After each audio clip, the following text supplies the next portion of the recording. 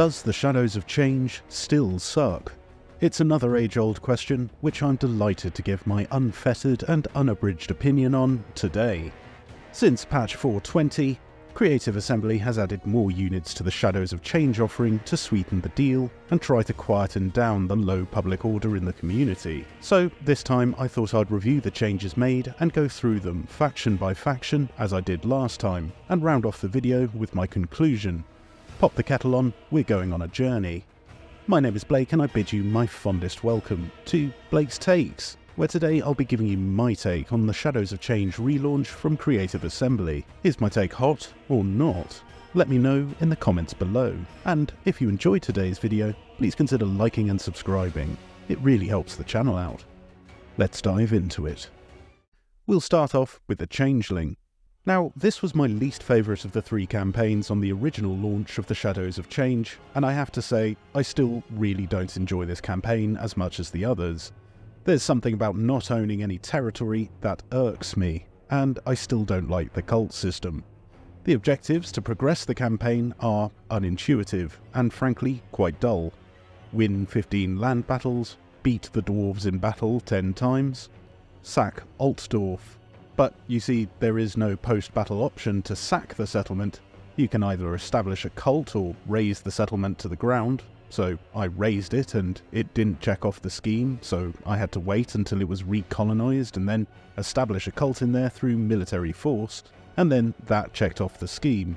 I think this scheme in particular is very poorly written. Some objectives require you to build cult buildings, and they're even less exciting than the military ones. I remember in my first review of this campaign, I said that the campaign felt directionless, and a beloved commenter, Gonk1529, called me out, saying, well, there's objectives, so it's clearly not directionless. And I agreed with him. At the time I thought perhaps I'd misspoke. But having played it all again very recently, I actually have to agree with my former self. It does feel a bit directionless. You float around setting up cults and raising settlements, all the while your enemies keep pumping out armies for you to kill, whilst you stay permanently invisible. You have these objectives to go after, but because they're so flaccid and uninteresting, I had no desire to pursue them. They feel like mindless fetch quests from any given MMORPG. I ended up feeling directionless because you can't even sandbox the campaign as you'd normally do by conquering territory.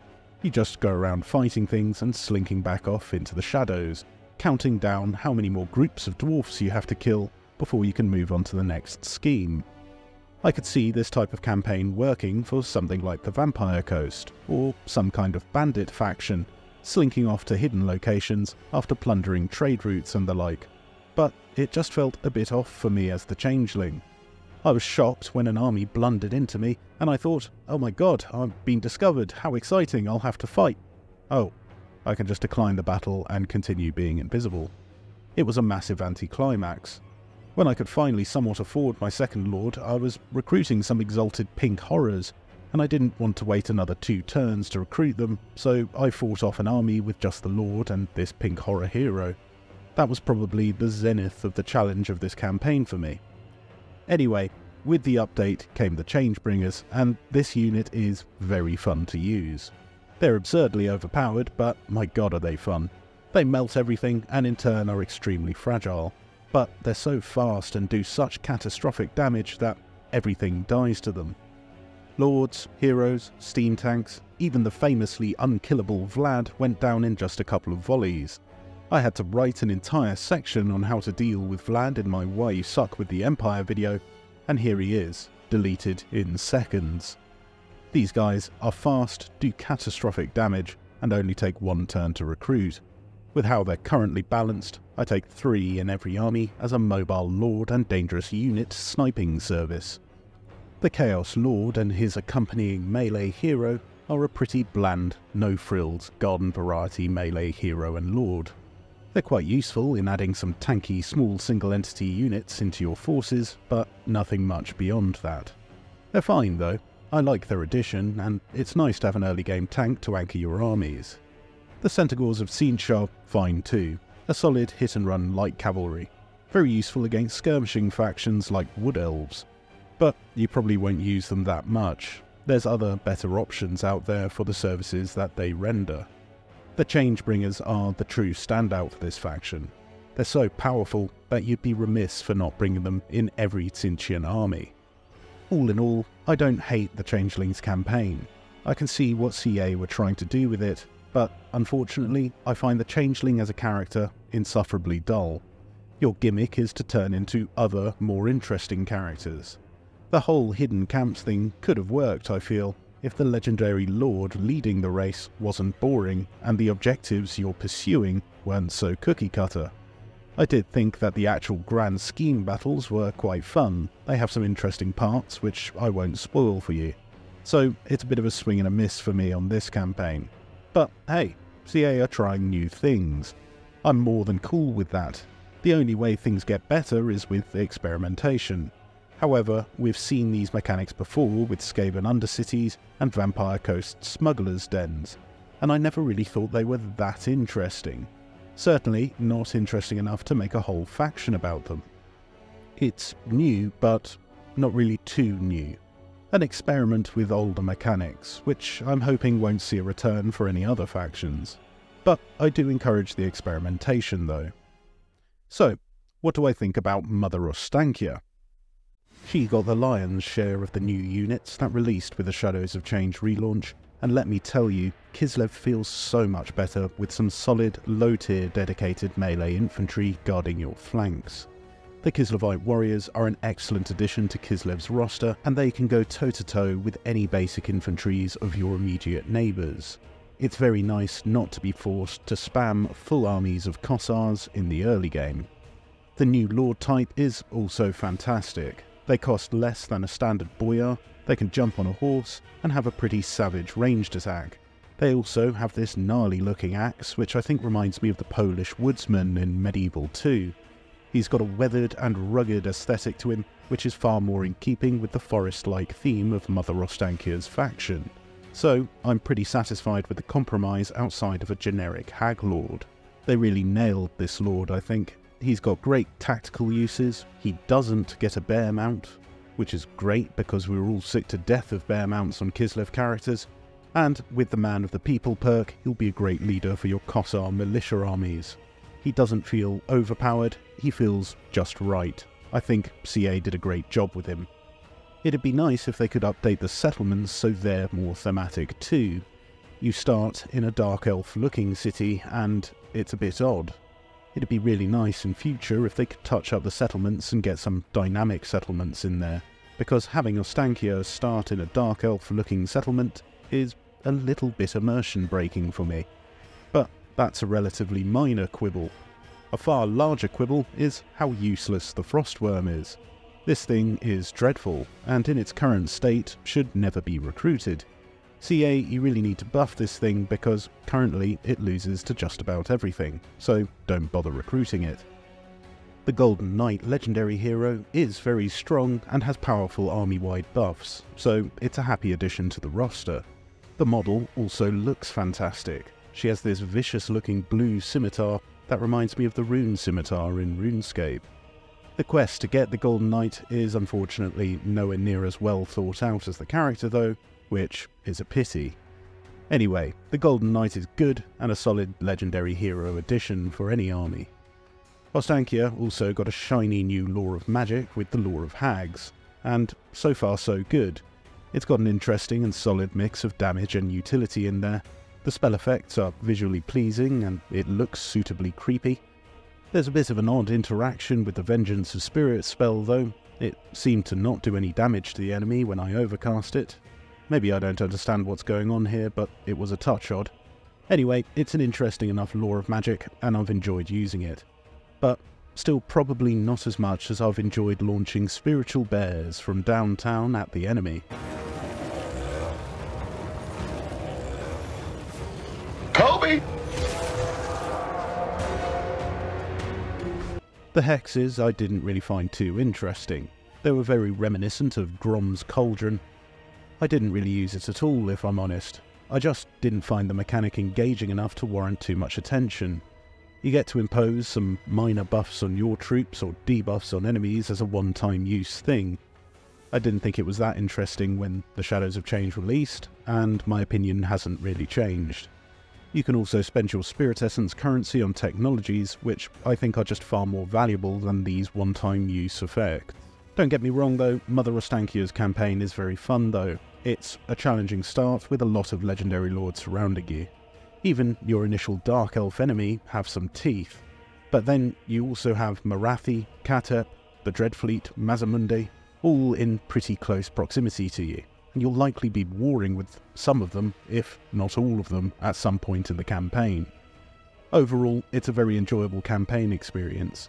I don't find the hexes too interesting, but the nature and spirit roster with low-tier Kislev unit support I do find interesting. The new Law of Magic is good, and the Golden Knight is a very nice addition. Now we get onto Yuan Bo. He was my favourite of the pack when the Shadows of Change initially launched, and I think he remains there. I think mainly because of the breadth of his campaign. The foothold in Cathay, coupled with his Lustrian colony, give a great mix of enemies to fight, and a lot of decisions to make per turn. You get the option to sell off your Cathayan holdings, and this time I chose to keep them, and I think I had a lot more fun with this campaign as a result of that. You have far more decisions to make every turn, so your campaign experience feels a lot fuller. By having to think about two entirely separate fronts, you get way more out of the campaign than if you sell off your Cathayan holdings. With the update, you get early access to the Gatemaster and the Celestial General, which are great pickups for Cathay. Similar to Tzeentch, having a melee-focused Lord and Hero was something that you sort of lacked beforehand.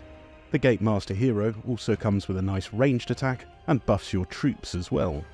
Setang the Watcher is another excellent legendary hero who brings devastating shots from his wind bow.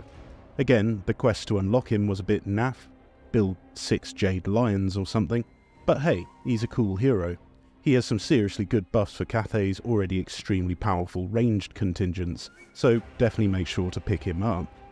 Cathay is in a much better place with the addition of the Celestial General. It's exactly what they needed in the early game. Someone who could effectively duel other lords and heroes, something Cathay would traditionally have to rely on their missile units or legendary lords to do. It really improves Cathay's formula, and I'm all for it. Now, the Great Moonbird, I got to turn 60 in this campaign, and I hadn't managed to pick one of these up yet, neither as a mount or as a unit, so in truth, I can't really give a good estimation of it. The Celestial Lion is very nice though, and makes your already powerful flying contingents that much stronger.